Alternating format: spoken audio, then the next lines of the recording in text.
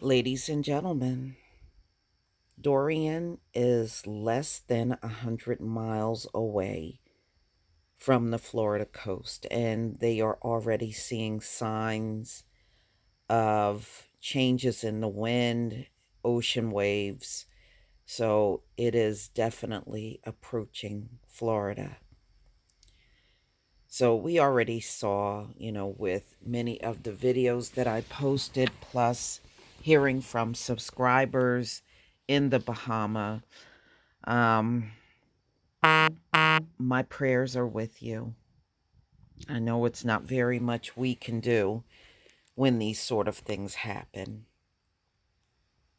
but please stay safe. If there is somewhere you can just stay and be safe, just hang in there. And my people in Florida, Georgia, and the Carolinas, you got to prepare yourself. After seeing what happened in the Bahamas, I think, many people are afraid, and I don't blame you. These storms are powerful, and they all are a little different. Some bring a lot of rain, some bring a lot of wind damage. But in the case of Dorian is packing a combination of things. So it is very dangerous. Many of the forecasters are saying that it should make landfall in Florida. Um, and I just saw how, they closed schools. Some of the states, the southern states, have closed schools for the entire week until this whole thing passed. So, ladies and gentlemen, the National Weather Center has repeatedly urged people not to focus too much on the exact track predicted for Dorian. So, Dorian has shifted a couple of times. That's why they thought, okay, at one point it was going to miss Florida altogether and hit Georgia and the Carolinas. Now Florida is definitely back in its path. So they're pretty much letting you know not to take this storm for granted. Take it seriously. It's extremely dangerous, um, especially when it comes ashore along Florida. So they are already anticipating a lot of damage from this thing. Now we know when it landed in the Bahamas, it brought 185-mile wind with 225-mile wind gust. And the Bahamas, it is just in such bad shape now. I really hope those folks are able to bounce back. Okay, so Dorian made landfall on three islands in the Bahamas: Elbow Cay, Great Abaco, and Grand Bahama. Forecasters warned that the storm could produce wind gusts up to 220, but we know it went up to 225, and they said the storm surged 23 feet. The airport is flooded there. Everything is just literally shut down. There's not very much you can do when you have all that standing water. I saw another video of someone's entire first floor was underwater. There's a couple of videos like that online of people living there. And when I was listening to this woman talk, she actually sounded like she was American. I didn't detect any kind of accent at all. So we know what happened in the Bahamas. Now my concern is shifting to the people in Florida, and I have read the stuff you put in the comment section, the people that are in Florida, Georgia, and the Carolinas. Believe me, I am praying for you. You know, I am. I'm praying for each and every one of you. And I just hope that wherever you are completely protected by our Heavenly Father.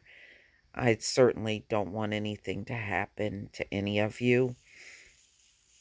And I thank you all for keeping me informed, because really the information I get from you is way better than anything I get from the mainstream media. Your information is priceless because you're right there. You know exactly what's going on, and you're definitely doing something that's way better than mainstream media can do. And it's giving your personal account of what's happening, you know. And those of you that have sent videos, thank you for sending those videos, especially from the Bahamas. It's deeply appreciated. It really is. So many residents in Florida have migrated more inland to hotels or to homes of friends and places where they may not be getting hit. I just hope those are good moves. Some people decided to stay put in the evacuation zones, changing their minds over the weekend when Dorian blew up into a Category 5 storm. It will still be a major hurricane if and when it makes its closest approach to the mainland. That could happen almost anywhere along the coast. Ladies and gentlemen, some of the models bring that hurricane all the way up to New Jersey. I was looking at some of the maps, and they said you can't even rule out Maryland and Virginia. And then I looked later on this evening, and they have like the shoreline of New Jersey, also a possible place where that storm may hit, the hurricane may hit. So we shall see what happens. You know, if it hugs the coast, then more people along the East Coast could be in trouble. So, a Hurricane Center forecast late Monday afternoon noted that the hurricane is not a point and can deliver life threatening mayhem far from its eye. The storm surge, the amount of water above normally dry land, is expected to be 4 to 7 feet, with waves on top, ensuring widespread beach erosion and possible dune destruction. The erosion will be worse in coastal Georgia and South Carolina because of the shape of the coastline, said Caradora, an oceanographer with the U.S. Geological Survey. The water just doesn't have anywhere to go as the storm is pushing that water ahead of it, she said. And you can already see it, ladies and gentlemen. You can. You know, I was looking at one Hebrew brother that was outside, and you could see, and I think said he was in Cape Hatteras, South Carolina, and you could clearly hear the winds blowing. You could see how cloudy the sky was, and it's showing all of the signs of an approaching hurricane. So they're saying, if the storm just wobbles a little, it can actually change everything. So